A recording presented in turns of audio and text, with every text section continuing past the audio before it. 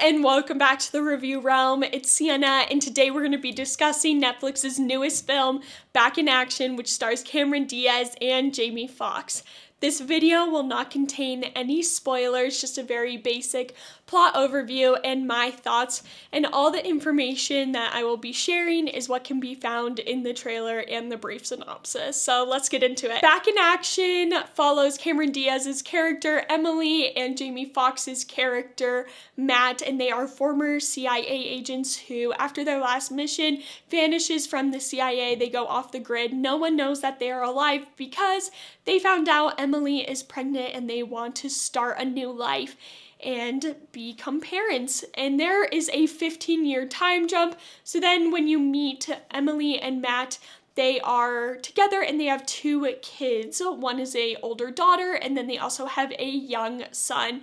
And no one knows that they are CIA agents, so it does create this like dynamic of, oh, how do you parent if you were a former spy? And that's sort of where the initial humor sort of starts off. It's like, oh, them parenting and them trying not to expose that they know how to fight and know how to speak other languages and things like that.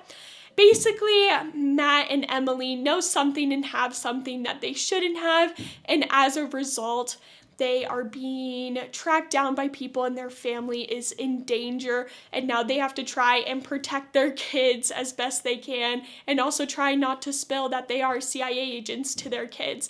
But the kids do sort of try, and they know something isn't quite adding up, so there is that dynamic. And you also meet Cameron Diaz's mom, who is a former M16 agent, and no one has like really ever met her. That she's estranged, and it does sort of create this interesting dynamic. You know, you're getting the whole family back together and they're gonna go save the day. Yay! So this film is a very basic action film. Obviously, someone has something they shouldn't have. Now they're being tracked down and they almost die.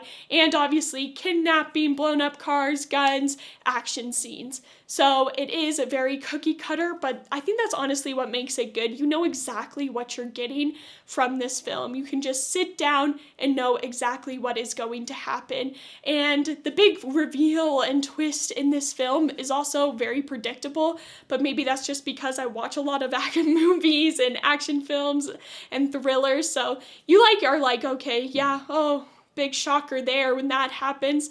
But it is just a good film to have on in the background because you can come in and out at any time and know exactly what you're getting.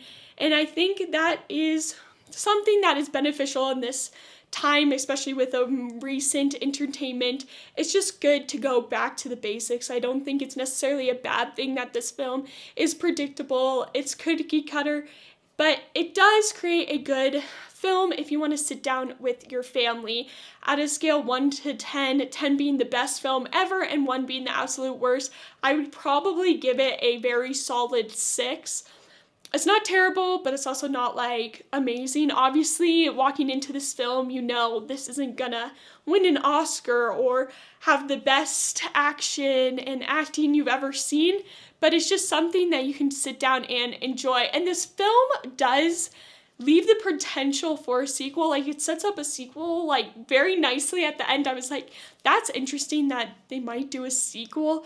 It's just kind of like, I wasn't really expecting that from Netflix. Like, this is a Netflix film. Like, let's all remember that. If this film does do well, I could see it getting a sequel just because it is set up really well. And obviously you have a cast that a lot of people like Cameron Diaz, Jamie Foxx, and tons of other people that people just like.